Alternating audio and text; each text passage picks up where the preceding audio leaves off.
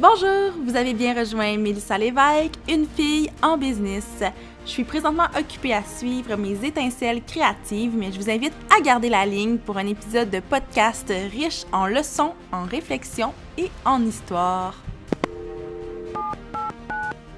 Sur le podcast, j'ai des discussions en profondeur avec des humains créatifs, lumineux et ambitieux.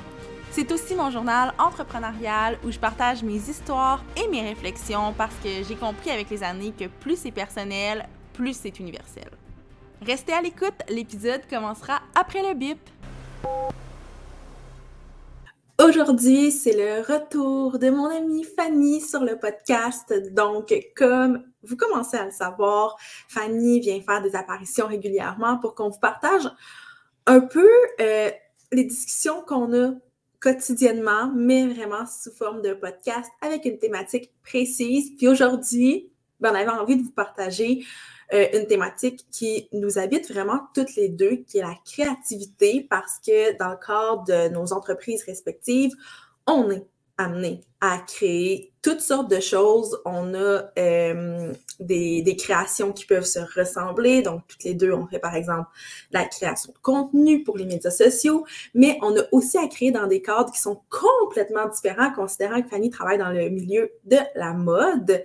Donc, c'est un épisode où on vous partage un peu notre espèce de coffre à outils. Qu'est-ce qu'on utilise comme technique, comme outil pour venir stimuler notre créativité.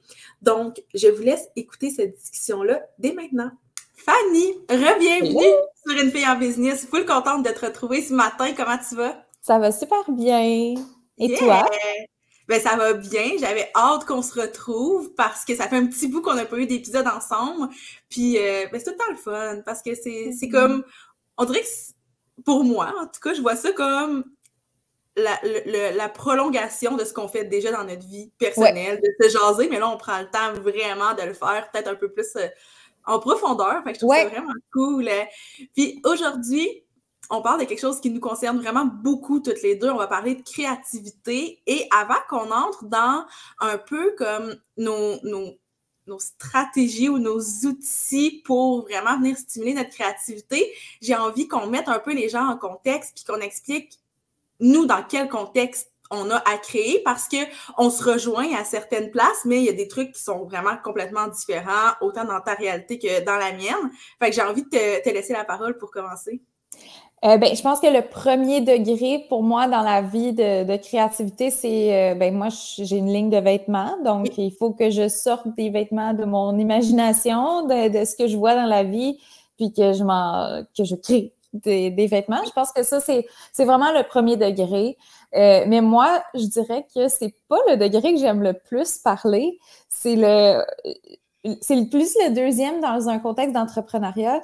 Puis ça, je pense que c'est de ça qu'on va parler dans la prochaine heure ou presque. Ouais. C'est vraiment le contexte de trouver des solutions en termes d'entrepreneuriat et tout. Moi, c'est vraiment là-dedans que je me retrouve en créativité, puis que j'ai appris à reconnaître de la créativité dans plein de situations différentes. Fait que c'est pas mal ça. Moi, je vois ça un peu comme deux volets de créativité dans ma vie. Oui, ben c'est drôle parce que, tu sais, avant qu'on commence l'épisode, moi, je me suis pris des notes de mon côté, évidemment. Puis, c'est exactement ça que je me suis noté un peu pour moi. Pas que je crée des vêtements, mais moi, je veux dire, j'ai comme le premier degré qui est vraiment la création de contenu, qui est un peu les opérations, finalement, de mon entreprise. Mais il y a tout le volet élaboration de stratégie puis résolution de problèmes qui demande aussi énormément de créativité. Puis, est-ce que tu as un exemple concret, peut-être, d'un problème rencontré ou d'un enjeu qui t'est arrivé dans ton parcours, que ce soit récent ou non? Là? Bien, je pense que c'est quelque chose qu'on fait à tous les jours, mais il y a vraiment une image que j'ai eue quand j'ai lu un livre qui s'appelle Profit First, qui est comme vraiment un super bon livre.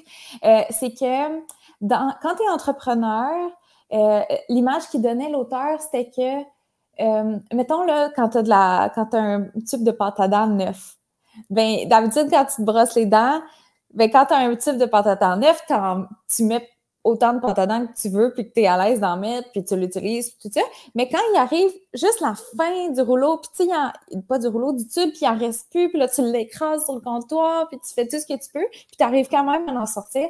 Je trouve que c'est un peu ça qu'on fait à tous les jours en business, c'est que tu utilises les ressources que tu as finalement, puis tu es créatif avec ce que tu as. Puis dans ce livre-là, ça parlait surtout par rapport à l'argent. Donc, quand tu en as, écoute, le budget marketing, le budget mannequin, le budget des gros tissus pour moi, là, tu sais, ça y va. Mais il reste que c'est pas la réalité à tous les jours ou même jamais d'avoir autant d'argent qu'on veut en dépenser. Fait que quand tu as un petit montant d'argent ou un petit budget ou un moyen budget, ben là, tu deviens de plus en plus créatif parce que tu es comme, OK, il faut que je trouve des solutions avec ce que j'ai. Puis ça, moi, ça m'a vraiment interpellée. Puis en fait, c'est que ça m'a fait voir que de la créativité, il y en a dans tout. Tu peux être créatif avec ce que tu as, puis ça peut être super intéressant. Puis encore mieux que si tu avais le gros budget traditionnel, mettons que tu arrives avec, par exemple, une agence de création de contenu, puis ils sont comme, on peut faire ça, on peut faire ça, on peut faire ça, let's go, on y va. Mais quand tu en as moins de budget, ben là, c'est comme, OK, on peut faire ça, mais ça, peut-être que je pourrais le passer comme ça. Puis finalement, ça marche parce que c'est pas la façon traditionnelle de le penser. Puis ça, je pense que c'est de la résolution de problème, puis c'est super humain.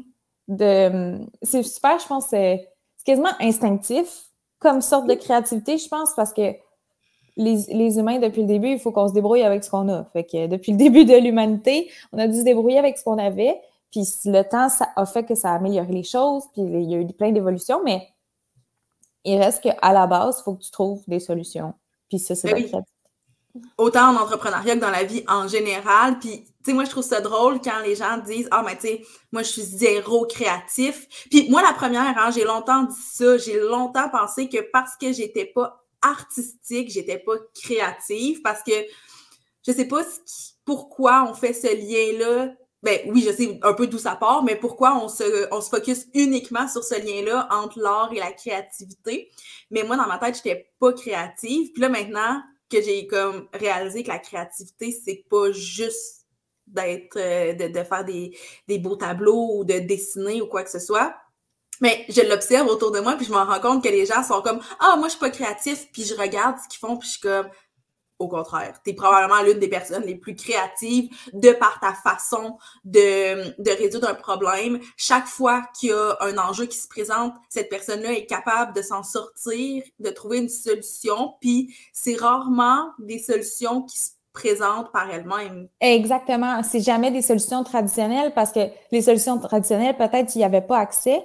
Puis ce que ça me fait penser, c'est que peut-être que la créativité à laquelle on pense en premier, tu sais, qui est plus être artistique, comme tu dis, peut-être que ça relève plus du talent, alors que la créativité, mettons, la créativité dont on parle, là, celle qui va plus loin que juste comme créer des textes ou créer des vêtements ou whatever, mais la créativité dans la résolution de problèmes, puis dans l'utilisation des ressources et tout, peut-être que c'est plus une combinaison de plusieurs autres capacités qu'on a les humains, tu sais, mettons la détermination, le sens de la responsabilité, tu sais, toutes sortes de la débrouillardise aussi. Exactement. Là, je pense que c'est une grande forme de créativité. Là. Exactement. Fait que peut-être que être artistique, ça relève peut-être juste du talent et évidemment du travail, si tu l'entretiens, ça c'est une autre discussion, je pense. Oui. Mais comme si on parle vraiment de créativité, en fait, je pense que ça n'a pas vraiment nécessairement rapport avec les arts. Ben non, pas du tout. Puis tu sais, moi je l'observe parce que, bon, petit scoop, là, il y a comme une partie de mon livre qui traite un peu de tout ça, la créativité. Puis là, j'essayais de penser justement à des moments où j'ai dû user de créativité pour régler certains problèmes. Puis si on regarde ça vraiment là très froidement puis très rationnellement, on peut se dire ben il y a rien de créatif là-dedans parce que c'est à l'opposé d'être artistique, mais pourtant tu regardes la solution puis tu fais ah ben vois-tu, c'est pas la première solution, c'est pas la solution la plus facile, c'est pas la première solution qui me serait venue à l'esprit. Fait que c'est sûr qu'il y a une part de créativité derrière ça, même si c'est pas l'étiquette qu'on met sur ce genre de solution-là puis ce genre de résolution de problème. Ouais. Je pense qu'on se rejoint vraiment dans la définition, là. Puis je pense Je pense que ça rejoint les gens. Je pense que, tu sais, l'idée de dire, oh non, moi, je suis pas créatif, mais après ça, quand tu vas plus loin dans la discussion, je pense que tout le monde se rend compte que, ah, ben oui, finalement, comme ça, c'est hyper créatif. Comment je fais, puis qu'est-ce que j'ai fait dans cette situation-là. Parce qu'après ça, on réalise facilement que ça n'a pas nécessairement rapport avec, genre, dessiner ou écrire un texte. Oui, c'est ça. C'est ça. Mais je pense que ça demande quand même un travail, dans le sens où ça demande, comme n'importe quoi, là, qu'on muscle un peu cette capacité-là, parce que c'est vrai que si on a tendance à toujours si on a toujours tendance à aller vers la solution la plus facile ou à attendre qu'une solution tombe du ciel parce qu'on n'a pas nécessairement exercé cette créativité-là, ben on se retrouve dans une espèce d'impasse où ça devient difficile au prochain défi d'user de créativité pour trouver des solutions. Fait que c'est quelque chose qui se travaille, puis je pense qu'il y a un gros travail aussi d'introspection à faire parce que c'est pas les mêmes choses qui vont éveiller notre créativité chez l'une et chez l'autre. Probablement qu'il y a des stratégies qui sont similaires, mais je pense que il y a des stratégies probablement qui sont très, très différentes. Oui, puis ça me rappelle un peu notre autre discussion qu'on avait eue dans un autre épisode sur la notion d'effort, puis d'exercer, de faire des choses qui sont pas faciles. Parce que, tu sais, tantôt, quand on disait là, les solutions faciles ou les solutions qui sont accessibles ou celles qui sont, mettons, les plus répandues, là, par exemple, on parle de nos produits qu'il faut vendre d'une certaine façon ou d'une autre, mais quand tu as plein de budget, c'est facile d'aller vers les solutions faciles, un peu comme je disais tantôt. Mais après ça, quand ça, c'est pas accessible, c'est de s'exercer à voir à l'extérieur d'une boîte qu'on voit tellement, par exemple, sur les réseaux sociaux, on est comme « Ah, wow, cette compagnie-là, elle a lancé son produit, c'est cette compagnie-là qui s'occupe de leur marketing, puis ils ont fait affaire avec tel influenceur, puis tout ça. » Mais ça, c'est super cool, mais c'est pas tout le monde qui a accès à ça. Puis il y a tellement d'entreprises qui n'ont pas, par choix ou par obligation, qui n'ont pas recours à ces stratégies-là, mais qui ont beaucoup de succès aussi quand même. Ben oui, parce que moi, je vois quand même un lien avec le niveau de créativité puis le niveau de succès. Je dis pas que ça va automatiquement ensemble parce que des fois, on est créatif, on essaie des choses puis on peut se planter. Et à l'inverse, on peut avoir du succès sans nécessairement être méga créatif. Fait que c'est pas absolument lié, mais il y a quand même un lien à faire dans certains contextes où justement l'entreprise n'a pas accès à certaines ressources qui sont plus communes, donc va user de créativité pour trouver des stratégies un peu jamais vues ou amener certaines stratégies, mais d'une façon complètement différente. Et souvent, ça attire le regard des gens, ça crée une espèce de fascination, ça met les yeux sur l'entreprise et dans certains cas, c'est ce qui fait en sorte que l'entreprise explose d'une certaine façon ou connaît vraiment un succès. C'est pas parce qu'elle a fait la recette toute faite qu'on nous propose, mais justement parce qu'elle a fait exactement le contraire de cette recette-là. Puis, ce qui est différent, autant l'être humain a tendance à le juger, autant on est fasciné par ça. Donc, ça a un impact, à mon avis. Oui, tellement. J'aime ça ce que tu as dit, comme la notion de, tu sais, comme faire les choses autrement. C'est admirer, mais on dirait que c'est admirer caché, un peu. Ouais. Ça va admirer de façon cachée tant qu'on n'aura pas la certitude que c'était correct puis que ça marche. Ouais. Souvent, on va admirer quelque chose, on le dit pas, mais au moment où on sait que la campagne, par exemple, a eu du succès pour cette entreprise-là, ben là, on a la fierté de dire « Ah, ben moi, je croyais en ça, puis moi, j'ai vu ça, puis je trouvais que c'était tellement une bonne idée. » Mais avant ça, on dirait qu'on a tendance à faire comme « Ah, je vais rester un peu sur mes gardes, je vais pas comme l'énoncer haut et fort parce qu'on sait jamais ce qui va arriver. » Oui, puis j'avoue que ça, ce niveau de créativité-là, ça, peut-être que je l'associe plus à être un artiste, peu importe ce que tu fais, puis ça n'a pas besoin d'être de l'art au sens qu'on entend toujours, là, mais je pense qu'une pensée artistique va aller plus à l'avant de ces tendances-là, tu sais, là, si on parle de marketing. Je pense que, tu sais, quand on parle d'avant-gardistes, je pense que ces gens-là, c'est des artistes dans l'âme. Je pense que c'est des gens hyper créatifs. Aussi, qui n'ont pas vraiment peur de ce que les autres vont penser. Tu sais, là, j'ai pas une situation précise en tête, mais tu sais, comme, tu sais, moi, c'est ça, j'ai étudié en mode, puis quand tu étudies les tendances, tu as toujours des gens qui vont adopter les tendances vraiment, vraiment d'avance, puis tu as toute la courbe des gens qui vont suivre, puis c'est pas grave de suivre, là, la majorité des gens qui vont adopter cette tendance-là sont dans la courbe des suiveurs, si tu veux, puis c'est pas, c'est la masse, puis les humains sont comme ça, là. C'est vraiment pas un gros pourcentage qui va lancer des tendances. Puis, moi, je trouve ça super intéressant d'observer justement ces lanceurs de tendance-là, les avant-gardistes qui voient des choses d'avance, puis qu'eux autres, là, la perception des autres, ils s'en foutent, ils trouvent ça intéressant d'aller plus loin. Puis moi, je me considère pas du tout comme une avant-gardiste dans le terme de ce que je fais. Tu sais, mes vêtements, je les considère pas du tout comme avant-gardistes, mais mettons ma créativité au sens entrepreneurial, puis qu'est-ce que je sens comme dans la société, puis tout ça. Ouais. Je me considère quand même comme quelqu'un qui voit les choses arriver, puis qui est capable d'identifier qu'est-ce qui se passe, puis qu'est-ce qui va influencer quoi. Puis ça, c'est une partie de ma créativité que j'affectionne parce que ça n'a pas rapport avec ce que je fais. Tu sais, c'est plus par rapport à ma vision, puis comment ça va influencer le reste des choses. Ouais. Ben, je trouve ça full intéressant de dire, OK, ben, je le suis pas nécessairement du point de vue artistique, mais du point de vue, c'est peut-être business, vision. Je pense que c'est le mot vision, qui me rejoint vraiment beaucoup.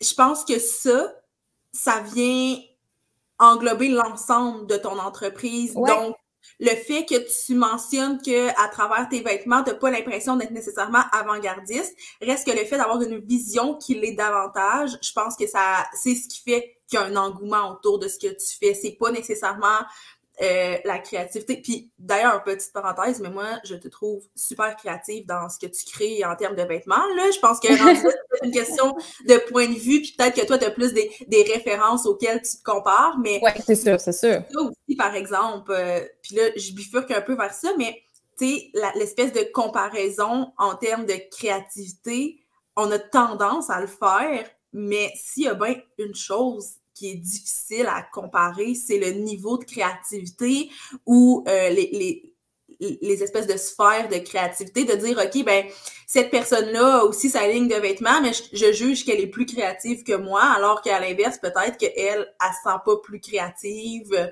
puis peut-être qu'il y a aussi une notion de est-ce que c'est vraiment parce que c'est inné, puis qu'elle a pas nécessairement comme plongé dans sa créativité tant que ça, puis ça, tu sais, j'en vois là, des gens qui ont moi, je sais que j'ai à travailler fort pour créer. J'adore ça, mais j'ai à travailler fort pour créer, alors qu'il y en a pour qui la création qui est davantage, mettons, artistique, ça se fait comme ça, puis sont avant-gardistes sans même avoir exploré cette avenue-là. Là. Oui, puis je pense qu'on le voyait quand on était, mettons, au cégep, à l'université. Tu sais, peu importe notre domaine, je pense qu'on est capable de se rappeler des gens pour qui le projet ou le travail à écrire, ça venait tout seul. Tu sais, comme c'était pas un effort, peut-être t'es comme, my God, ton concept est bon, comme ton idée est bonne, tu vas vraiment faire ça. Comme tu pars, là, c'est le prof vient te donner le travail, puis comme toi, tu pars, t'es correct.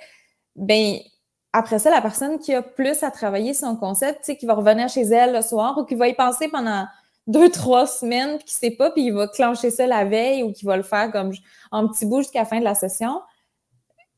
C'est vrai qu'on a tendance à comparer ça. Moi, j'en ai en tête en ce moment là, des personnes là, très précises, là, je pourrais les nommer, que je trouvais ça donc bien impressionnant, comme qui arrivent avec un concept de même, puis moi, là, j'étais comme, oh my God, qu'est-ce que je vais faire, puis tout ça. Mais finalement, quand on regarde où est-ce qu'on est aujourd'hui, on a chacun notre parcours, puis les parcours se valent, tu sais.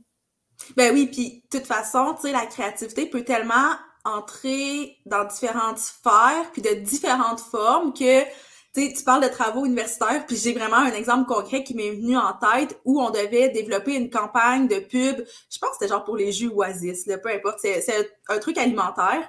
Puis je me souviens que moi, je me comparais beaucoup à une de mes amies. On avait le même mandat initial et elle a trouvé son concept de pub comme ça. Moi, ça m'a pris, pour vrai, je sais pas on avait combien de temps, mais mettons qu'on avait 2 semaines. Ça doit m'avoir pris 10 jours trouver mon concept, mais après ça, l'exécution, puis faire les photos et tout, ça y allait. Ça l'a pris une demi-journée, alors que elle, ça a été l'inverse. Elle a trouvé son concept la journée même, mais elle a réussi à la matérialiser la veille de la remise du projet. Fait que, tu sais, je pense que c'est ça, pas parce qu'on ne se juge pas créatif d'une certaine façon, dans une certaine forme, qu'on l'est pas ailleurs non plus. Puis ça dépend aussi toujours du contexte, parce que dans 1001 autres contextes, je trouve que je suis beaucoup plus créative en termes de vision du projet, développer le concept, puis après ça, l'exécution, je trouve ça plus difficile. Fait que, tu sais, ça dépend toujours, on est confronté à quoi, finalement, pour stimuler notre créativité. Oui, exactement. Puis là, tu viens de finir avec le mot qui match avec l'idée que j'allais dire. Tu as dit confronter. Puis, j'allais te poser la question, est-ce qu'il y a des comportements, selon toi, mais on a abordé tantôt, j'allais dire, qui bloquent la créativité, mais ma question, c'était plus comme, est-ce qu'il y a vraiment des situations où tu pourrais dire comme, non, il n'y a pas de créativité là-dedans, où cette personne-là est pas créative, ou... Je pense, est-ce qu'il y a des comportements qui bloquent la créativité? Ben, c'est probablement oui. Là, tu me poses la question, puis on dirait qu'il y a en tête, mais je pense que le fait peut-être de se forcer à être créatif fait qu'on est moins créatif. Autant que je l'observe chez d'autres personnes, autant moi, je le sais que si je me mets dans un contexte où je me dis, OK, je dois créer telle chose. Tu sais, c'est drôle de dire ça parce que ma job, c'est un peu ça, de créer un peu importe le contexte puis le moment, parce que faut que je crée du contenu pour mes clients, faut que... Mais là, en ce moment, je suis comme super dans l'écriture de mon livre, fait que je suis... Tu le vois, là, il y a des jours que je suis comme, OK, aujourd'hui, il faut que j'écrive 2000 mots. Sauf que il y a une portion qui a été faite en amont, tu sais, dans le sens où, par exemple, avec mon livre, ben je le sais exactement, tu sais, la portion créative de savoir c'est quoi les directions de chacun des textes, ben je la connais déjà. Ça, je l'ai fait de façon super intuitive. Donc, quand j'arrive dans un moment où je suis, puis là, je mets des gros guillemets, là, mais où je suis forcée de créer, étant donné que j'ai déjà les grandes lignes, c'est facile parce que c'est rendu plus de l'exécution. Mais bref, tout ça pour dire qu'il y a des moments où on est vraiment dans l'obligation de générer une idée à partir de zéro. Ça, souvent, je pense que ça nuit à la créativité. Puis c'est là qu'on est tellement sous pression. Puis là, je dis on, là, je parle vraiment pour moi, mais j'ai l'impression que c'est probablement la même chose pour d'autres personnes, là. Mais tu sais, on est tellement sous pression qu'on finit par prendre des raccourcis puis aller vers les idées qui sont faciles, qui sont accessibles. Donc, à ce moment-là, tu sais, oui, il y a une certaine forme de créativité, mais on n'a pas pris le temps de creuser puis de vraiment avoir quelque chose de novateur, là. Moi, j'aime quand même partir de trucs déjà faits. Hey, c'est dans mes points, c'est dans les notes que je me suis écrit. Oui, ça, oui. Oui, j'aime ça.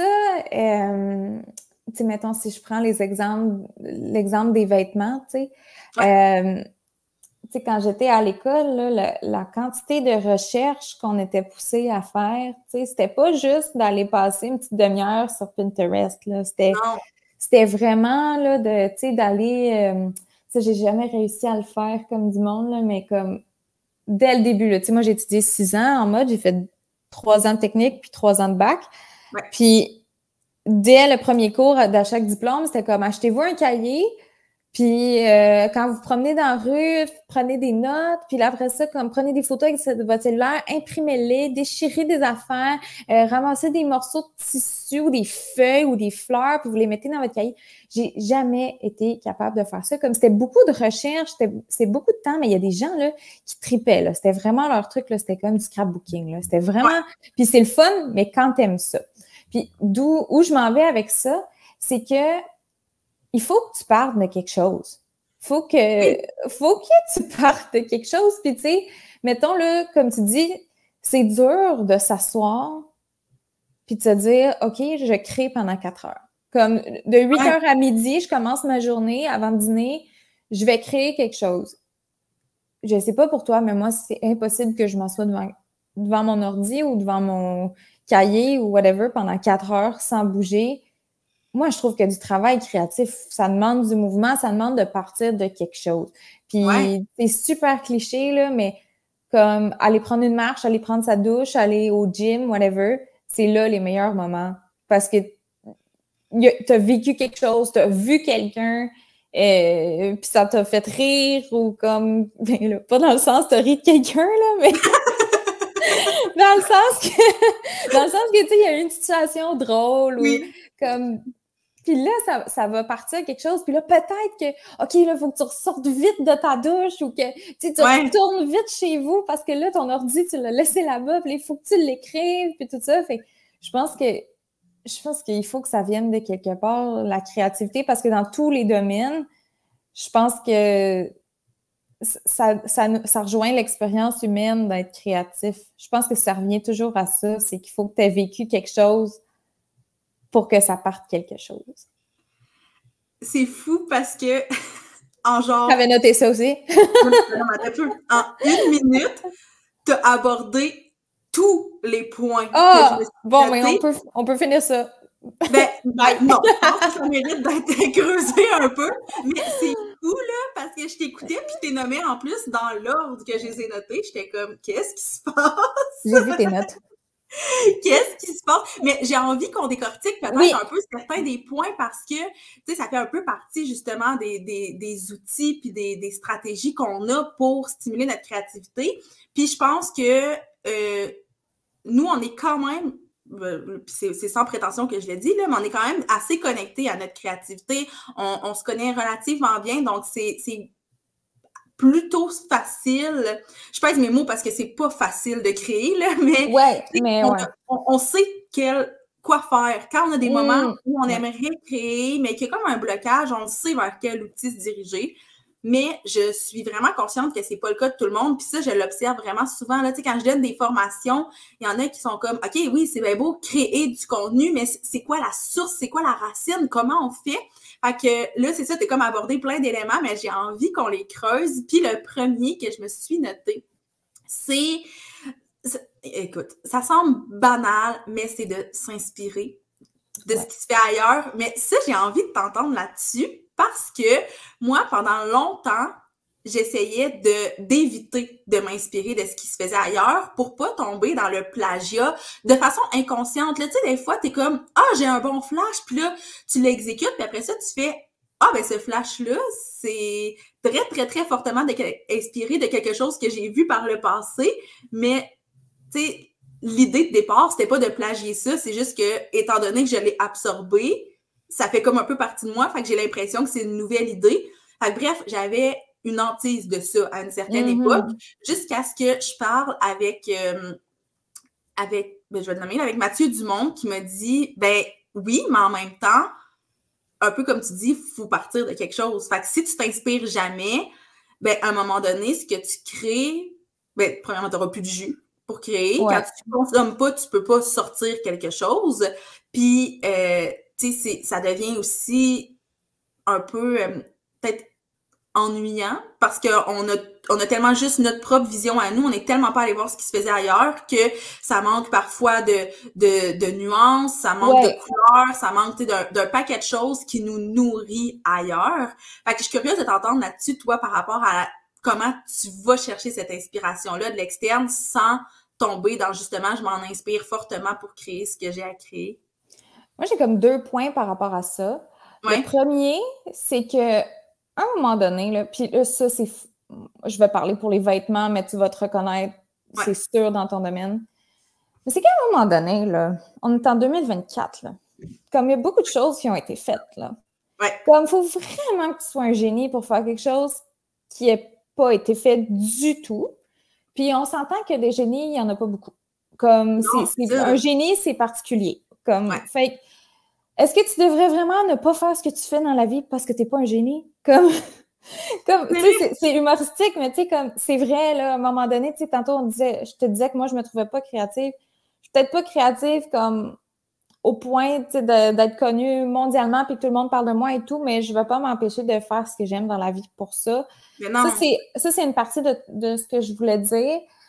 Puis je pense que le plagiat, il faut que ce soit intentionnel. Je pense que c'est très difficile d'aller dans le plagiat sans t'en rendre compte. Fait que rendu là, c'est de l'inspiration, puis de l'inspiration, c'est normal. Tu sais. Puis aussi, quand tu t'en rends compte, mettons, que quelque chose est très similaire à quelque chose que tu avais vu, puis que, ben probablement que si tu es intelligente, tu vas le varier encore. Tu sais, tu vas pas juste le lancer parce que t'sais, on a accès on a tous accès aux mêmes informations. On a tous vu les mêmes photos sur Pinterest, probablement, là, comme oui, c'est ça. à un moment ou à un autre. Ouais. Fait que ça, c'est une partie de ce que je voulais dire. Puis l'autre partie, c'est que moi, il y a une expression que j'aime vraiment beaucoup, c'est tout est dans tout. Donc, à un moment donné, tu sais, c'est pas pour rien que j'ai dit les mêmes points que ce que tu avais écrit. Ouais, c'est ça. C'est pas pour rien que comme une saison, c'est des jupes courtes qui sont à la mode. C'est qu'à un moment donné, le temps fait les choses, puis on vit les mêmes expériences, puis surtout avec la mondialisation, on a tous accès aux mêmes... On a tous accès, c'est pas vrai, là. Mon Dieu, c'est quoi qui se passe dans mon écran? Tu le vois-tu? Oui, j'ai vu. OK. Oh, c'est parce que j'ai fait ça!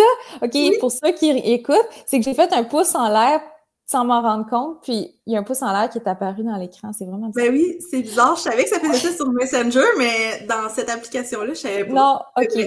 Pardon.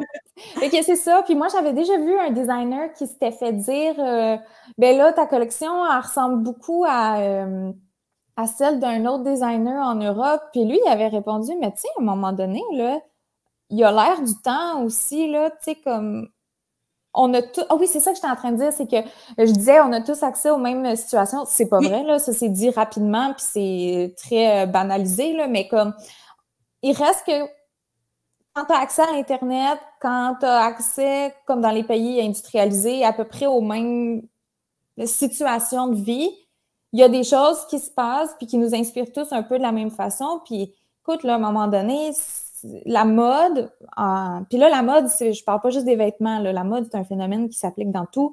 Ouais. C'est qu'il y a des...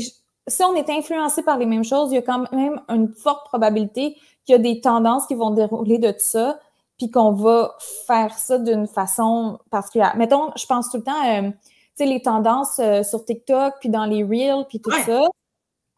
Pourquoi est-ce qu'il y a certaines trends qui ressortent? C'est que ça résonne en nous. Tu sais, mettons, il y a plein de choses qui sont sarcastiques ou ironiques. Ben, c'est parce qu'on est quand même une génération qui rit d'elle-même. Oui, c'est ça.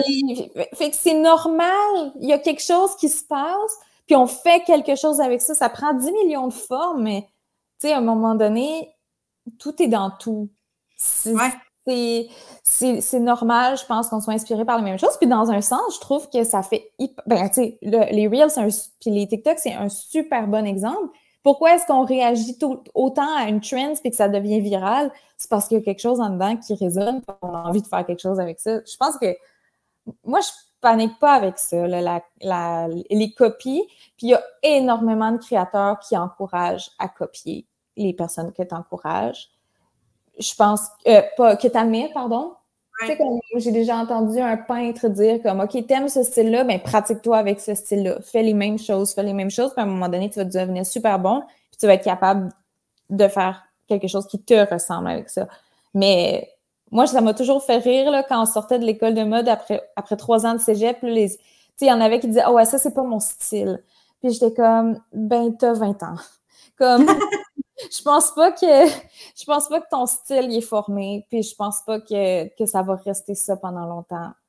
Fait que... Mais parce que ça évolue aussi avec le temps, puis peut-être que ce qui est ton style actuellement ne le sera même plus dans 5 ans. Fait que, tu sais, je pense que tantôt on disait que la créativité, c'était quelque chose qui se travaillait, puis ça fait en sorte des fois que quelque chose que, mettons, artistiquement, on aime, Oui. à une période X. Des fois, c'est notre style qui évolue. Des fois, c'est les tendances aussi qui changent tellement que tu fais « Whoop, là, et c'est plus ça, mon truc, finalement. » Puis je m'en vais ailleurs, Exactement. et c'est correct, là. Puis c'est beau, puis c'est drôle, hein? On est connectés, je pense. Moi, hier, je parlais avec une de mes amies qui a acheté beaucoup de mes vêtements. Puis elle me dit « Hey Fanny, je suis vraiment désolée, je voulais t'écrire avant de le faire, mais j'ai fait un gros ménage de ma garde-robe, puis je vais donner une bonne partie des vêtements que j'ai achetés, mais où les vendre sur des sites de seconde main. » Puis elle dit « Je voulais juste te le dire parce que je veux pas que tu tombes là-dessus puis que ça te fasse de la peine. » Puis j'ai dit « Hey, pour vrai, ben premièrement, c'est fin qu'elle me l'a dit parce que c'est vrai comme quand tu as créé quelque chose puis qu'après ça, quelqu'un s'en débarrasse, ça fait quelque chose, mais il n'y a pas de raison. Tu sais, les vêtements, c'est fait pour évoluer. Puis c'est ça que je lui ai dit, c'est que j'étais comme, hey, à un moment donné, là, la personne que tu étais en 2020, c'est normal que tu ne veuilles plus porter ça. Comme Oui. c'est tellement normal. On avait début vingtaine à ce moment-là, comme t'es plus la même personne, puis ça évolue. Elle dit, c'est juste plus mon style, j'ai plus envie de m'habiller comme ça. Puis j'étais comme, mais c'est génial que tu puisses le dire. Puis je pense que, ben, en tout cas, pour les vêtements, on a beaucoup cette culpabilité-là aussi en ce moment. On est super conscientisés à pas acheter et jeter. Mais tu sais, dans un sens, quand ça fait 4 ans, puis que tu es en masse portée, puis que tu les jettes pas parce que tu les as achetés pour rien, ben c'est bon, là. C'est oui, correct, c'est une bonne connaissance de soi, puis la créativité, tout ça, c'est de l'expression de soi, finalement, là. Oui, puis tu sais, dans l'exemple que tu donnes en plus, tu sais, je veux dire, la personne qui veut, par exemple, le vendre sur un site de seconde main, ben c'est juste une rotation dans le sens que les vêtements s'en vont En plus, dans le style de quelqu'un d'autre, puis that's it. Fait que je pense que ça fait quand même beaucoup de sens. Puis j'avais envie juste d'ajouter un truc par rapport à cette peur-là du plagiat que moi, que j'ai de moins en moins parce que justement, j'ai comme développé des trucs pour plus avoir cette crainte-là.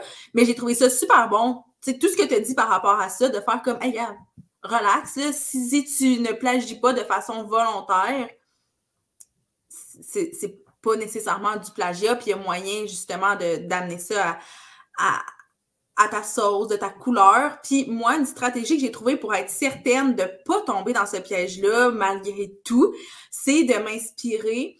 Ben là, je sais pas si ça se prête à tous les domaines où on a à créer, mais du moins en création de contenu, c'est que je m'inspire de d'autres entreprises qui sont pas du tout dans le même domaine que moi. Fait que comme ça, je suis certaine de pas plagier. Ben là, c'est plagier, le mot est fort parce que je vais jamais plagier de façon intentionnelle, mais je m'assure de pas comme reprendre littéralement un concept puis un type de visuel qui est déjà fait par exemple une agence de com. Je vais aller peut-être voir je sais pas pourquoi le premier truc qui me vient en tête, c'est une boutique de sous-vêtements. Mais c'est parce que récemment, c'est l'exercice que j'ai fait. Puis, tu sais, je veux dire, la boutique de sous-vêtements et les services de création de contenu n'ont absolument rien à voir ensemble, sauf que d'aller voir ce qui se fait, il y a une ou deux idées que j'ai faites. OK, ça, c'est vraiment intéressant. C'est à l'opposé de ce que j'ai à créer, mais j'ai envie de plonger dans cette idée-là, puis de voir comment je peux la rapprocher de ce que moi j'ai à proposer comme message, puis c'est quoi mon offre à moi. Et ben, vous verrez prochainement du contenu sur la mallette qui est inspiré d'une compagnie de sous-vêtements. Mais c'est une super bonne idée. Puis je me souviens, quand tu m'as donné ce truc-là, à un moment donné, on en avait parlé, puis je l'ai essayé. Ça fonctionne à tout coup. Tout le temps. Ça fonctionne absolument tout le temps. Parce que c'est tellement pas des choses que tu es habitué de voir que tu te dis, ah ouais, OK, ça, en fait, c'est que tu n'essaies pas de le ramener à toi tout de suite. Je pense que ça t'éloigne un peu de ce que tu as besoin. Puis, ça devient juste un œil de personne. C'est comme t'es comme juste de consommateur de contenu. Oui, c'est ça. C'est vraiment plus neutre à ce moment-là. Puis, je trouve que l'exercice créatif est encore plus intéressant. Puis là, c'est peut-être moi qui est genre un peu geek de créativité, mais moi, j'aime ça me forcer là-dedans. Oui. J'aime ça quand c'est pas facile créer parce que un peu comme on dit au début, souvent, c'est là qu'il y a les meilleures idées puis qu'il y a des trucs vraiment le fun. Fait que de partir justement de quelque chose qui est absolument pas un concept que tu peux copier-coller dans ta business, qu'il faut vraiment que tu travailles, qu'il faut que tu réfléchisses. Moi, je trouve que l'exercice créatif, il est vraiment, vraiment trippant. Ouais. Puis, ben, outre le fait que c'est vraiment trippant, en bout de ligne, le résultat est aussi beaucoup plus intéressant parce que souvent, c'est comme du jamais vu, du moins dans ce domaine-là, mais qu'on a amené à... sans que ce soit tiré par les cheveux. Je tiens juste à le mentionner parce que des fois, ça m'est arrivé là, de voir quelque chose puis de faire « Ah, ce concept-là de telle compagnie, je l'aime full », mais des fois, ça se peut que ce soit, j'allais dire impossible, du moins que ma créativité soit pas en mesure de faire en sorte que c'est cohérent, de prendre ce concept-là d'une autre entreprise complètement puis de l'amener dans ma business. Fait que, tu sais, il faut quand même faire attention à ça, mais une fois qu'on est comme catché comment ça marche, ça devient une espèce de réflexe de dire « OK, je vais aller voir d'autres entreprises, pas dans mon domaine, je m'inspire, puis après ça, je vois ce que je fais avec ça. » Oui, puis des fois, là, c'est juste un petit hint de quelque chose. Là. C'est pas oui, c'est ça, de prendre le concept, c'est juste que ça allume des lumières. Puis ça, c'est hyper intangible. Il n'y a pas de technique pour ça. C'est vraiment juste de regarder quelque chose. En fait, c'est le même phénomène que quand tu t'éloignes de ton ordi, tu vas prendre une marche puis tu reviens vite parce qu'il faut que tu écrives quelque chose. Tu n'es pas capable nécessairement de pointer qu'est-ce qui t'a donné l'idée, mais il y a quelque chose à travailler là-dedans. Oui, ben en fait, c'est un peu ce qui m'amène à l'autre point, qui est le point d'être en mouvement. Parce que ça, je pense qu'on l'observe toutes les deux. Moi, ça fait comme 1 an et demi que je bouge vraiment de façon plus quotidienne, puis que c'est vraiment comme dans ma routine, puis je te dirais que dans les derniers mois, à un autre niveau. Je sais que toi aussi, puis en fait, je te pose la question, est-ce que tu as l'impression que ça a un impact sur ta créativité, le fait de bouger davantage? Probablement, oui, mais je dirais que c'est plus une énergie dans le quotidien qui fait que j'ai plus de place dans mon cerveau. Ouais, ben oui. Je pense que c'est ça, c'est plus comme une énergie qui s'étend pas juste au moment où on fait de l'exercice. Non, c'est ça. OK, c'est ça que tu voulais dire. En fait, c'est le mode de vie que ça entraîne. Tu sais, le fait de sentir qu'on est plus énergisé, on dirait que moi, puis probablement que c'est logique, là, mais ma créativité est beaucoup alignée avec mon niveau d'énergie. Quand je suis ultra fatiguée, c'est difficile de générer des idées. Alors que, tu sais, quand t'as une bonne nuit de sommeil, puis tu sais, la veille, t'as full bougé, tu te réveilles le matin, t'es super, tu sais, t'es vraiment pleine d'énergie. Ben oui, c'est utile pour le pratico-pratique, exécuter des tâches, mais moi, je vois aussi une grosse différence sur ma créativité en tant que telle. Puis je pense aussi l'optimisme, la positivité. Ouais. Je pense que vu que ça nous rend plus de bonne humeur, puis ça, c'est prouvé, là, c'est pas un secret, essaye de créer quand t'es vraiment, c'est ça, fatigué, mais qu'en plus t'es pas de bonne humeur. T'sais. Oui, il y a de la créativité qui peut ressortir de la colère puis de la tristesse, mais je pense que c'est quand tu es positif, quand tu as plus d'énergie, moi, c'est plus cette énergie-là qui m'attire dans la création que le reste. Mais en même temps, je sais que, tu sais, il y a plein d'artistes qui créent à partir de mauvaises émotions, puis ça aide justement à évacuer plein de choses. Fait que ça, c'est autre chose. Mais moi, si on revient à l'exercice, je pense que c'est un des effets positifs, c'est que tu es de meilleure humeur. Donc, moi, je trouve ça plus facile d'amener des idées sur la table. Ben, il y a ça, puis je pense, tu sais, là, je réfléchis en même temps parce que je suis comme, ben, oui, il y a comme, dans le quotidien, l'énergie que ça amène, mais moi, il y a quelque chose de particulier, puis je pense que je l'explique par le fait que, tu sais, moi, souvent, ben, en fait, tout le temps, quand je m'entraîne, c'est en plein milieu de l'après-midi, quand je sais que, anyway, je suis pas productive, genre une espèce de crash d'énergie, fait que ça va comme me réénergiser, ça me sort de mon ordi, là. Puis, je réalise aussi que si, en plein milieu de l'après-midi, au lieu de m'entraîner, je fais le choix de lire ou de faire une activité, entre guillemets, plus intellectuelle, ça va pas nécessairement stimuler ma créativité. Mais le fait d'être en mouvement puis d'avoir à penser à pas grand-chose, ben ça fait en sorte que c'est là que la créativité peut peut-être revenir juste par le fait qu'on sort de ce mood-là qui est d'être en mode travail ou d'être en train de créer quelque chose, peu importe. Puis, tantôt, tu disais, des fois, c'est qu'on prend une marche, mais des fois, c'est dans la douche. Moi, ça m'arrive toujours quand je fais la vaisselle. Fouille-moi pourquoi. Ben, je dis fouille-moi pourquoi, mais en même temps, je pense que je viens un peu de l'expliquer, le fait de sortir, faire une activité. Je veux dire, il n'y a rien d'intellectuel dans faire la vaisselle. Là, quand je fais la vaisselle, j'ai rien à penser à part laver. Donc, c'est probablement pour ça que les idées viennent dans la douche. Un peu la même chose. Il y en a pour qui, c'est un peu méditatif. Moi, c'est assez pratico-pratique, rapido, là, quand je prends une douche. Fait que c'est pas nécessairement là que je vais générer des idées, mais quand t'es vraiment dans un état plus de relaxation, puis t'es pas en train de penser à la prochaine chose qui s'en vient dans toute ta journée, ben nécessairement, puis ça revient un peu à ce que tu disais, c'est que t'as de l'espace. C'est ça. Je pense que en fait, là, c'est exactement ça. Je pense que pour créer, il faut que tu aies de l'espace. Si tu es toujours dans le rush, si tu es toujours dans les opérations, si tu as beaucoup de stress, si tu es en chicane, mettons, avec ton conjoint, ta conjointe, c'est que ça gruge de l'espace, puis le cerveau a besoin de place pour créer. Puis moi, c'est souvent ça que ma mère me disait quand j'étais, tu sais, moi, avant que je fasse ma pause d'une saison, j'étais toujours dans la production de mes vêtements. C'est moi qui cousais. Je cousais à peu près 50-60 heures par semaine, en plus de toutes les autres responsabilités. Puis à un moment donné, ben c'est ça, là, comme là, les idées commencent à revenir, là, parce que ça prend du temps, puis t'es fatigué. Puis finalement, la créativité, c'est comme un petit désert à la fin, là. Pourquoi en demander encore plus, finalement? C'est ça que d'après moi, mon cerveau, il me demandait ça. Il était comme, ouais, mais là, comme, il y a rien de le fun, là. Non, ben c'est ça. Puis, tu sais, là, on parle d'avoir de l'espace, puis ça amène aussi un point que j'avais entendu dans un podcast, puis que j'ai un peu comme roulé des yeux en entendant ça, parce que j'étais comme, OK, c'est bien beau en théorie, mais en pratique, ça sert à rien.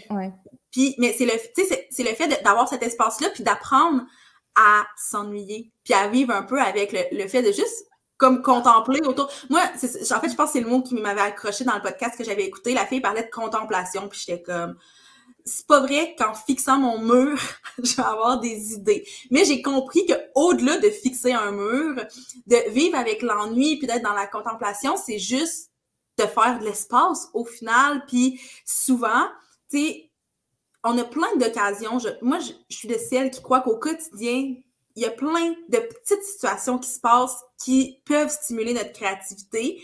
Mais l'affaire, c'est qu'on est dans tout le temps, c'est quoi la prochaine chose, c'est quoi la prochaine chose, donc on les voit pas nécessairement. Donc, ces moments-là où on est plus dans l'ennui, qu'on stimule pas notre cerveau, ben là, on dirait que les trucs qu'on a vécus vont venir comme repopper, puis là, on voit le potentiel créatif de ces choses-là. Puis là, tu sais, moi, la façon que je le vois, c'est beaucoup en termes de création de contenu, là, parce que souvent, je vais parler à des clients, je vais faire tout ce que j'ai à faire dans ma journée. Puis là, le moment où je suis comme, OK, là, gars, on prend un break, puis on fait juste rien ou quelque chose qui va vraiment libérer de l'espace dans ma tête. Puis c'est là que je suis comme, ah, mais la discussion que j'ai eue avec ma cliente ce matin, là, crime, j'y ai dit quelque chose de vraiment intéressant par rapport à son contenu. Je pourrais peut-être faire une espèce de petite capsule éducative sur les médias sociaux pour en parler parce que si cette cliente-là m'a posé la question, ben, il y en a d'autres qui se la posent. Mais si j'avais pas pris nécessairement ce moment-là pour faire comme, OK, j'ai besoin d'espace, ben, ça aurait été juste une discussion avec une cliente, puis je serais passée à autre chose, puis je serais pas revenue sur la discussion qu'on a eue pour en faire par la suite un espèce de contenu. Puis tout n'est pas nécessairement sujet à contenu non plus, là, tu sais, faut quand même faire attention, mais le fait d'avoir cette espèce d'ennui-là, puis de laisser de l'espace, fait en sorte qu'on est plus en mesure d'analyser puis d'observer qu'est-ce qui est propice à, finalement. Ouais, puis moi, je trouve ça hyper difficile et confrontant parce que j'ai une phobie de la perte de temps. Puis, tu sais, c'est pas être workaholic, c'est juste que j'aime pas ça, perdre du temps. Puis ça m'a pris... Tu sais, c'est vrai que je comprends là, que t'aies roulé les yeux, là, l'affaire de contemplation et tout, parce que je suis comme, hey, à un moment donné, comme, faut que les choses avancent, là. Comme, tu peux pas contempler, mais c'est pas s'asseoir puis rien faire, ou ça peut l'être, mais c'est c'est ça, c'est vraiment de libérer de l'espace. Puis honnêtement, je pense que c'est une de ces affaires-là en entrepreneuriat qu'il faut que tu réalises par toi-même. Parce que te faire dire ça, là, prends du temps là, pour contempler, prends du temps pour comme vider ton esprit quand tu as une to-do list de je sais pas combien de tâches qui t'attend. Oublie ça, là, comme c'est vrai que tu te dis, ben voyons donc, j'ai pas le temps, je peux pas faire ça. Puis c'est vrai, puis c'est hyper compréhensible.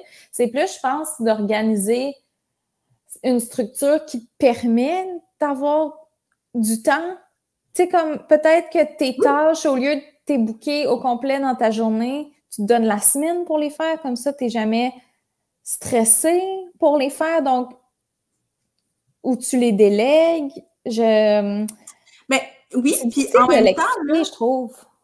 En même temps, c'est pas obligé d'être un moment de, entre guillemets, perte de temps, de s'ennuyer, parce que, tu sais, moi, j'ai roulé des yeux quand on a parlé de contemplation, mais après ça, je me suis dit, OK, comment je peux, moi, prendre ça, puis en faire quelque chose qui va me plaire? Puis j'ai réalisé que des fois, aller marcher toute seule, sans écouter de la musique ou sans écouter de podcast, c'est très rare que je fais ça, parce que c'est du silence, c'est plate. Mais pourtant, c'est là qu'il y a des idées. Même chose, tantôt, je parlais, aller faire la vaisselle. Faut que je la fasse, ma vaisselle, anyway. Fait que je vais juste la faire des fois, souvent en fait, je la fais pas tout de suite après mon repas, je la fais plus tard dans la journée, dans un moment où j'ai besoin de me sortir des opérations de la business, si on veut. Puis là, il y a des idées qui sont générées. Fait que, tu sais, de jumeler ça à une tâche qui est, entre guillemets, productive, même si on n'a pas à être productif à tout prix, mais tu sais, des fois, ça fait du bien de faire, OK, ben j'ai accompli quelque chose et en plus, ça m'a généré des idées vraiment le fun. Fait que pour moi, c'est là que je le trouve, cette espèce d'ennui-là, parce que je trouve ça très ennuyant d'aller prendre une marche toute seule, sans musique ou sans podcast.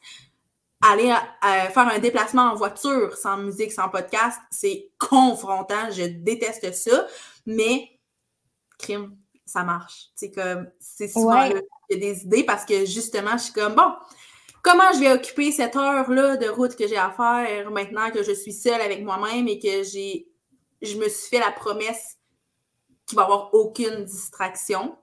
Puis dans ces moments-là, c'est les mémos vocales, là, ça se fait aller parce que là, j'ai plein d'idées qui pop. Là, je suis comme, OK, il faut que j'enregistre ça parce que je vais y revenir plus tard. Donc, ça marche. Puis, c'est là aussi qu'on réalise que c'est pas une perte de temps parce que en plus de le jumeler à quelque chose de semi-productif, ben, les idées qui sont générées par ça sont productives. Puis quand tu catches que presque à chaque fois, puis honnêtement, j'oserais même dire dans mon cas, à chaque fois que je suis dans des situations comme ça d'ennui puis de contemplation, il y en a des idées. Fait oui, 100%. Quand même pas du temps qui est perdu, mais quand on regarde ça vraiment, quand c'est pas une habitude qu'on a, puis quand c'est pas un outil pour stimuler notre créativité qu'on utilise de s'ennuyer parce que ça semble super contre-productif, ben on regarde ça en se disant ça marchera pas nécessairement pour moi. Mais pourtant, moi, ça marche, puis je le propose à des gens autour de moi, puis je le vois que ça marche pour eux aussi. Fait que je pense que ça vaut la peine d'être comme exploré. De certaines façons, tu sais, peut-être qu'au début, c'est tellement confrontant que ça va être juste une petite marche de 5 minutes sans musique, sans podcast, juste pour voir comment je me sens tout seul avec moi-même, puis mon cerveau qui spinne tout seul. Puis il y a des moments que, tu sais, finalement, c'est une marche d'1 heure parce que crime, ça génère tellement d'idées que j'ai le goût de poursuivre l'activité, tu sais. Fait que moi, puis autant ça peut être un exercice, comme tu dis, tu sais, de se pratiquer comme, OK, ma marche, cette fois-ci, je la fais sans musique, tout ça. Autant tu peux déjà identifier les étapes de ta journée qui font que tu as des idées, puis renforcer ça. Tu sais, mettons ta vaisselle. C'est déjà quelque chose identifié comme porteur de bonnes idées. Puis je trouve que ton exemple d'auto est super bon parce que moi, c'est absolument le contraire de toi. Moi, moi, je suis pas j'écoute pas vraiment de musique. C'est bizarre de dire ça, tout le monde trouve ça bizarre. Ouais? Je suis pas quelqu'un qui écoute de la musique, puis je suis pas quelqu'un qui écoute des podcasts. Moi, c'est dans mon auto, le silence, c'est un grand bonheur. Mais puis moi, ça fait longtemps que je parle de ça parce que ma mère aussi est comme ça.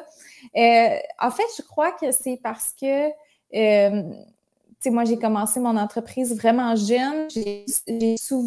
Ça fait longtemps que j'ai beaucoup de choses dans mon cerveau à gérer pour tout ça.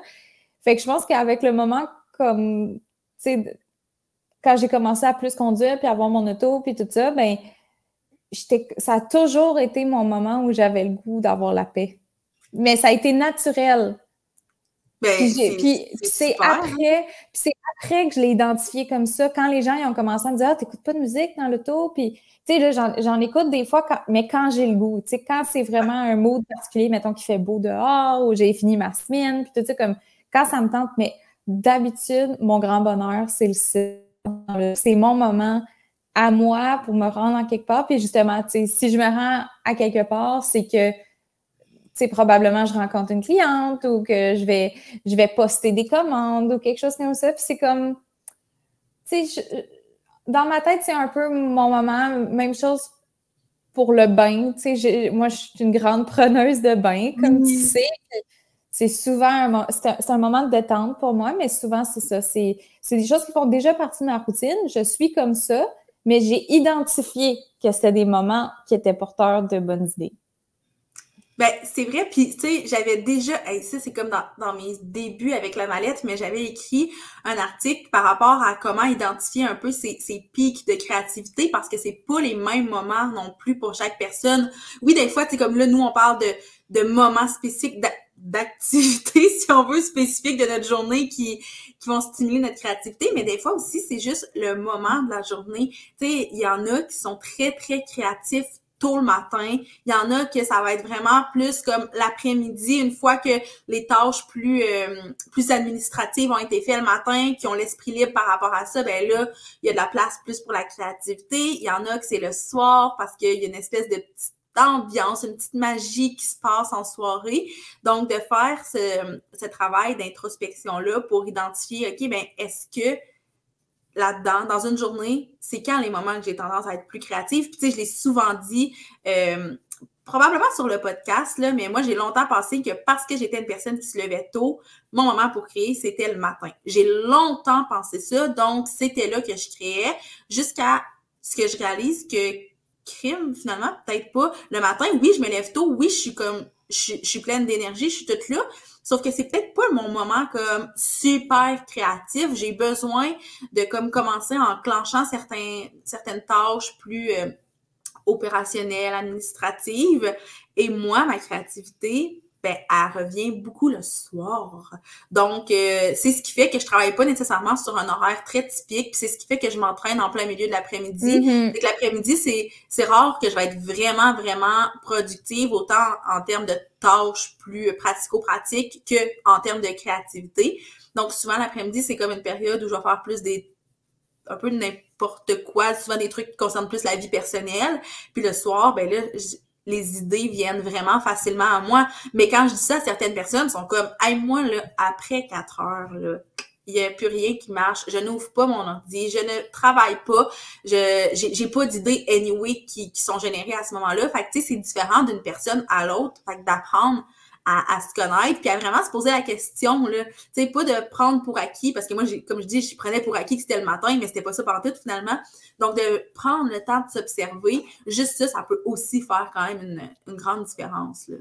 Oui, puis de combiner, je dirais, ce que tu observes de toi avec des exercices pour pousser ça à d'autres moments. Tu sais, un peu comme on disait, ça s'entraîne, mettons, avec ta marche sans briques.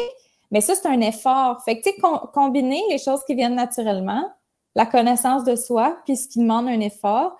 Moi, je me rends compte que peut-être que je pourrais être créative toute la journée, mais de façon différente. Tu sais, juste en poussant certains trucs qui sont naturels puis moins naturels.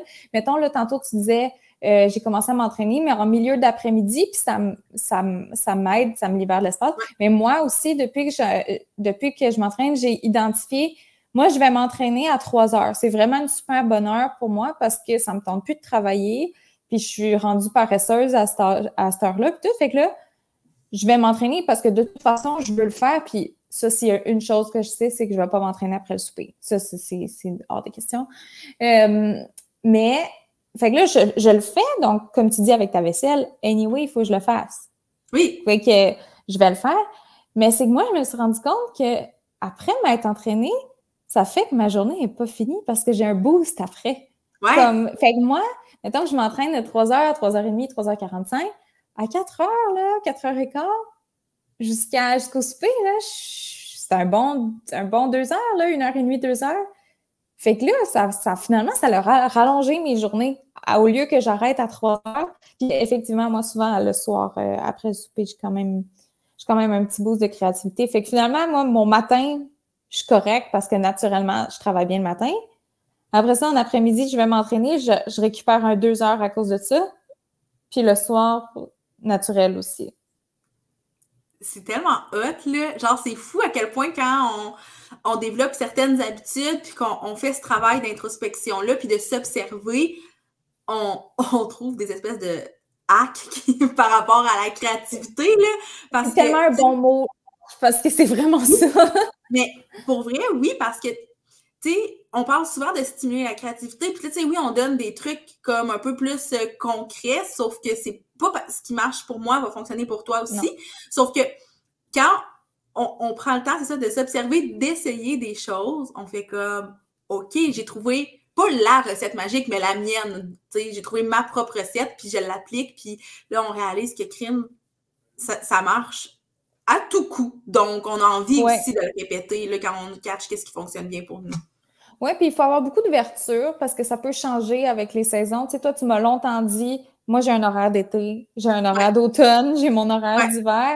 Puis c'est pas des horaires fixes, c'est juste des habitudes qui sont différentes d'une saison à l'autre. Tu sais, toi, je sais que souvent les vendredis, l'été, les vendredis après-midi, du moins, t'es pas vraiment là. C'est quelque chose qui fonctionne bien pour toi. Moi aussi, souvent, je fais ça. On a parlé récemment qu'on prenait des après-midi de congé depuis un petit bout. Mais oui! Hey, ça, c'est hot. Puis souvent, c'est pas des vrais congés. Là. Je m'installe pas devant une série un mercredi après-midi parce que je m'autorise à ne pas travailler, mais finalement, souvent, ce qui arrive, c'est qu'à 4 heures, j'ai une idée.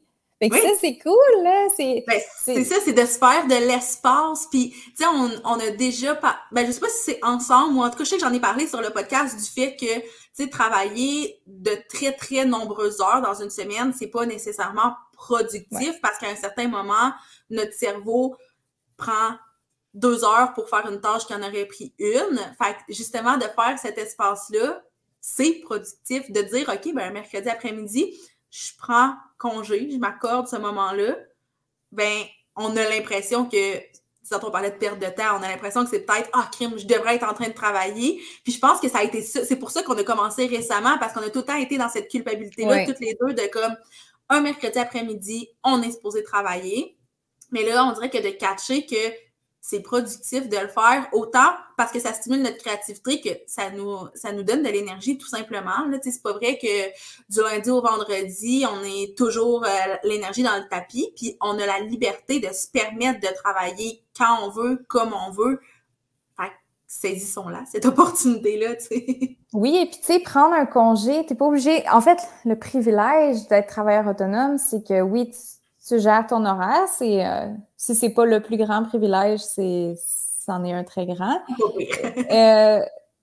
C'est que il faudrait décrocher de l'idée que t'as pas besoin d'être au bout du rouleau pour prendre un congé. Ben non, au contraire, même.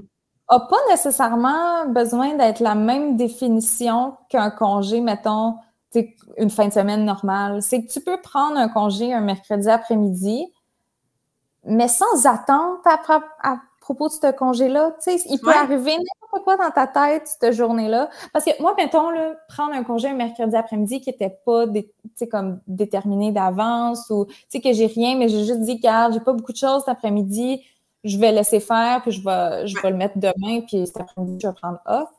C'est pas la même chose que de terminer sa semaine le vendredi, puis d'avoir deux journées samedi, dimanche libre. On dirait que moi, dans ma tête, c'est pas la même chose, dans le sens où le mercredi après-midi que j'ai décidé un peu à l'improviste, c'est juste parce que ça me tentait, mais s'il y a autre chose qui arrive, puis que je me dis, crime, j'ai une bonne idée, j'ai bien plus de chances d'exécuter la bonne idée le mercredi après-midi. Ça m'arrive jamais un samedi, ça. Comme c'est très rare. Samedi, dimanche, moi, je suis pas là. C'est comme, à moins que je sois toute seule puis que ce soit une situation particulière, mais si mon chum est là, si on voit de la famille, tout ça, jamais je vais travailler la fin de semaine.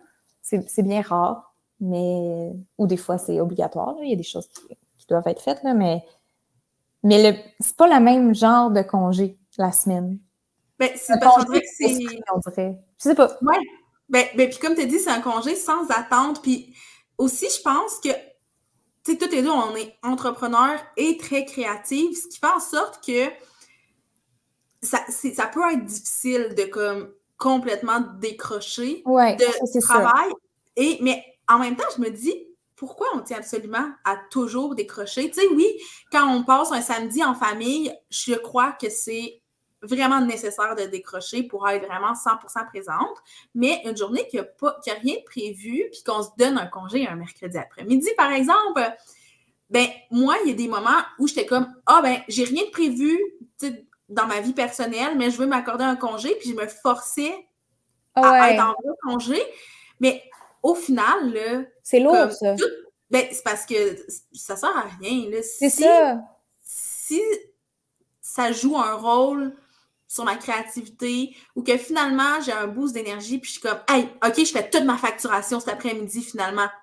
Ben, c'est correct. On n'a pas comme à...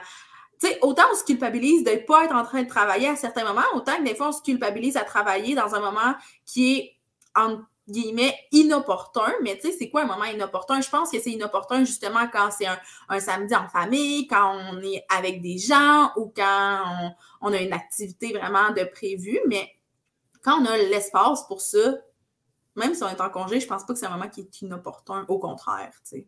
Ouais, puis ça, moi, ça a été ma grosse réalisation du début 2024, c'est de lâcher prise sur toutes ces règles-là, tout ça, puis je pense que la créativité, s'il y avait une idée générale à ça, c'est qu'il y a beaucoup de lâcher prise, puis d'acceptation, puis de contemplation. Oui, exactement. Puis encore une fois, comme on disait, c'est pas de ne rien faire et de fixer le mur, mais c'est juste de trouver d'autres façons d'occuper son cerveau ou de pas l'occuper, mais avec une activité qui tient notre corps occupé d'une certaine façon. Ouais. Je pense que c'est quand même une bonne tactique. Puis avant qu'on termine, il y avait quand même un dernier truc que je voulais qu'on aborde. Puis toi aussi, s'il y a quelque chose, tu me le diras, là. Mais un autre, je sais pas si on peut dire un outil, mais une tactique que j'ai pour stimuler ma créativité, c'est d'avoir une structure puis des outils vraiment solides qui vont venir appuyer les tâches créatives. Ce que je veux dire par là, c'est que là, c'est surtout des tâches très dans l'exécution. Donc, quand je dois créer du contenu, quand je dois préparer un podcast ou peu importe, tu sais, créer un contenu, ben ça demande la réflexion un peu stratégique. Ça demande d'avoir peut-être regroupé certaines idées à un endroit. Fait que moi, j'ai des procédures pour tout ce que je dois faire pour vraiment libérer mon cerveau de ce qui est l'exécution puis laisser de l'espace pour la création. Ouais. Fait que, tu sais, exemple, là, parce que là, on dirait que j'essaie de donner des exemples puis c'est un peu flou, mais un exemple très concret. Quand j'écris un article de blog pour la mallette, ben moi, je me suis fait c'est niaiseux. Une procédure avec toutes les étapes. Faire le plan de l'article, rédiger l'article, créer le visuel. Fait que tout ça, j'ai pas à y penser. J'ai pas à, pendant que je suis en train d'écrire mon article de blog, me dire « Hey, il faut vraiment pas que j'oublie de créer le visuel après. » Ben non, parce que je vais retourner voir mes étapes puis il est écrit. Fait que de se libérer de tout ce qui entoure la création, mais qui est plus de l'exécution, ben ça fait en sorte qu'on... Puis, tu sais, comme tu l'as dit, tout est dans tout, là. Puis... d'avoir cet espace-là, de créer cet espace-là. Je pense que c'est vraiment la thématique, finalement, de l'épisode, parce que c'est très lié à la créativité. C'est de faire, OK, ben tout ce qui est pas nécessaire à ma créativité, je le sors de ma tête pour que j'ai vraiment ce moment-là de création. Fait que, tu sais, moi, ça passe par des procédures, comme j'ai dit, par un calendrier de contenu. Tu sais, souvent, on parle du calendrier de contenu pour les médias sociaux de façon un peu plus stratégique, tu sais, l'impact que ça va avoir sur les médias sociaux. Mais des fois, on oublie que c'est un outil vraiment facilitant pour l'humain qu'il y a à créer, tu sais. Avec le calendrier de contenu, moi, je me suis créé des tableaux dans Asana pour comme un peu garrocher mes idées, faire en sorte que quand j'entre en création, ben je peux aller un peu piger là-dedans, puis j'ai pas à fouiller dans mes notes de cellulaire un peu pêle-mêle entre un numéro de téléphone que j'ai noté, puis je le sais que toutes mes idées de contenu sont au même endroit, mes idées de projet. Fait que tout ça, ça fait en sorte que c'est vraiment facilitant d'être en mode création, je trouve. Moi, je suis vraiment d'accord avec toi. Puis moi, c'est nouveau que je fais ça. Puis j'ai suivi ta méthode. Puis c'est quasiment physique comment tu le sens que ça te libère. Tu sais comme dans Harry Potter, là, les pensées là, qui sortent c'est vraiment ça. C'est vraiment ça, ça allège. Puis après ça, c'est ça, c'est exactement ça. C'est que t'as pas peur d'oublier quelque chose. Puis après ça, si tu réalises que tu avais oublié quelque chose, tu le mets. Puis là, tu es sûr que les prochaines fois, tu ne l'oublies pas. Puis tu peux toujours t'y référer. Puis c'est ça, ça laisse du plaisir aussi dans la création. Mais c'est ça. Vraiment, vraiment beaucoup parce que, tu sais, c'est ça. Des processus, ça sonne vraiment pas sexy. C'est vraiment, on va le dire, très chiant à faire. Mais une fois que c'est fait, c'est tellement le fun. T'as pas... Ouais. Moi, là, je le dis souvent un peu à la blague parce que c'est pas totalement vrai, mais dans ma business, j'ai rarement à réfléchir fort. Parce que... Oh my God, c'est tellement vrai! On dirait que le fait que tout est déjà sorti de ma tête, que pour la moindre tâche répétitive, ou du moins que je sais que je vais faire plus qu'une fois dans ma vie, toutes ces tâches-là, il y a déjà des processus d'établis, puis s'il n'y en a pas, ben je vais en créer un. Fait que ça fait en sorte que peu importe, hey, c'est con là, mais ma tenue de livre, là, je le sais que, bon, faut que je regarde les relevés de PayPal, faut que je regarde les relevés de telle chose. C'est comme ça dans toutes les sphères de ma business. Puis tu sais, ça, on pourra en reparler peut-être un peu dans un épisode plus sur l'organisation, mais l'organisation puis la structure aide à la créativité nécessairement, puis la notion de plaisir, ben, est vraiment là, comme tu dis. Puis je pense que ça vient justement du fait que étant des personnes de nature créative, c'est ça qu'on aime le plus. Puis des fois, on trouve ça plate d'avoir à faire des tâches comme moins créatives. Mais là, en ayant ça, on a juste la création ou presque à faire. Évidemment, là, tu sais, je le caricature parce que c'est pas vrai que je réfléchis plus dans ma business, mais l'effort est beaucoup moins grand en termes de réflexion parce que tout est vraiment bien noté, documenté. Il y a des processus, puis tout est bien classé. Fait que c'est comme une extension de mon cerveau, finalement, que j'ai créé avec ça. Donc, l'espace est là. Oui, puis honnêtement, une fois que ça c'est fait, ces processus-là, on dirait que les grosses réflexions, ils viennent dans tes moments de création. Oui, ben c'est ça. C'est ça. C'est comme, on dirait que finalement, c'est une boucle. Tu sais, si tes processus sont bien faits puis que tu te laisses de l'espace pour réfléchir, mais t'as pas besoin de t'asseoir à ton ordi pour réfléchir puis te dire comme, OK, il faut que je règle ça aujourd'hui. Ouais, exact. Ça se fait dans tes moments libres. Fait que finalement, ta vie est beaucoup plus légère. Ben oui, 100%. Puis je pense que, tu sais, pour vrai, puis là, je sais que je bifurque puis je m'en vais un peu dans l'organisation, mais tu sais, souvent, je me suis fait souvent dire, mettons, par rapport à la gestion du groupe des femmes de tête, là.